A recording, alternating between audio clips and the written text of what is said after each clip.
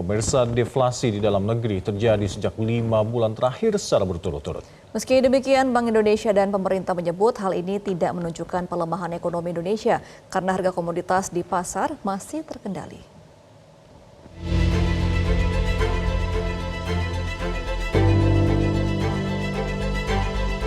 Indonesia mengalami deflasi dalam 5 bulan beruntun sejak Mei 2024. Deflasi yang mulai terjadi sejak Mei 2024 lalu sebesar 0,03% secara bulanan atau month to month.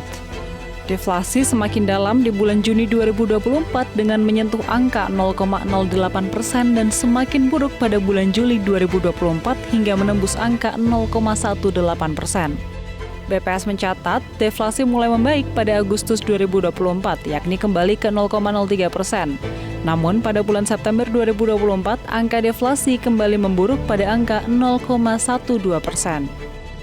Pelaksana tugas atau PLT Kepala Badan Pusat Statistik BPS Indonesia Amalia Adininggar Widyasanti mengatakan, deflasi bulan September ini merupakan deflasi bulanan kelima berturut-turut di 2024.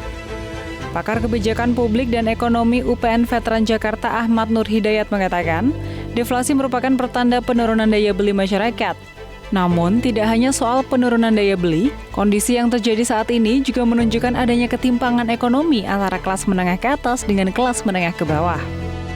Sementara itu, Deputi Gubernur Bank Indonesia Juda Agung mengatakan, deflasi selama 5 bulan beruntun belum tentu menunjukkan pelemahan ekonomi Indonesia.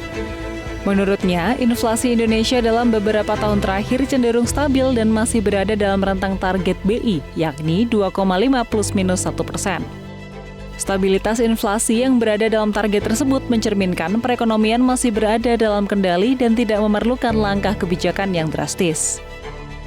Sebenarnya kalau kita lihat, ya kan, memang inflasi kita ini dalam beberapa tahun terakhir ini sangat stabil, sekitar 2%.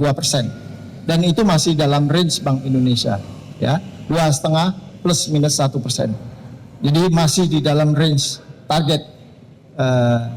Kami tidak melihat itu sebuah pelemahan yang berlebihan dari perekonomian.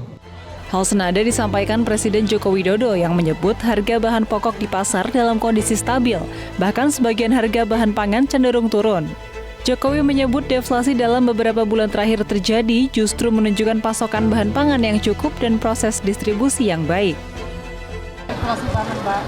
Ya, saya kira baik ya. Jadi inflasi inti kita itu terutama pangan itu pada kondisi yang baik. Tadi kita cek kayak bawang merah yang biasanya di atas 40, tadi saya cek 25.000 bawang merah. Kemudian telur juga 24.000. Saya kira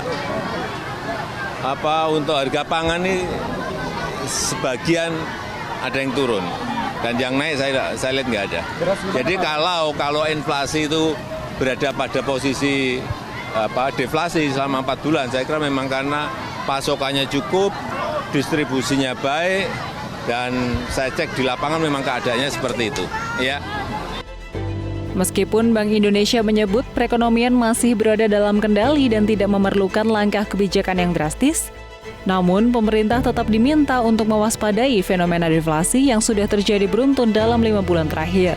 Terlebih, deflasi pada September 2024 sebesar 0,12% ini merupakan deflasi terdalam dibandingkan bulan yang sama dalam 5 tahun terakhir. Tim Liputan Metro TV. Jelajahi cara baru mendapatkan informasi. Download Metro TV Extend sekarang.